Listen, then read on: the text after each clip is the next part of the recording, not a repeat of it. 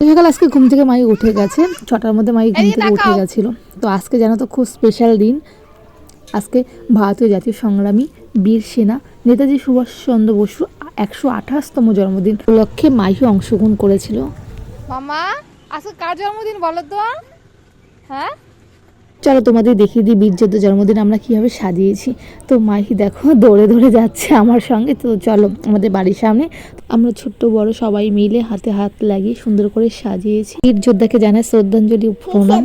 আর মাইকি কিন্তু এই দিনটা মানে বুঝতে পারছি যে খুব স্পেশাল দিন, হাতে গিয়ে না ওখানে নমস্কার করেছে। তো এগুলো না ছোটো ছোটো স্মৃতিগুলো না খুব ভালো লাগে। ছোটো ছোটো বাচ্চাদের এখন থাকতে যদি এই স্মৃতিগুলো তুলে ধরা হয় বা গল্পের মাধ্যমে তুলে ধরা হয় আমাদের দেশের জন্য দেশপ্রেমিকরা দেশ সেনারা কি কি করেছে। তোমরা আমায় রক্ত দাও, তোমাদের আমি স্বাধীনতা দেবো। এইভাবে বাঙালির ভারতবাসীর হৃদয় যেন থাকে সর্বদা বিরাজমান।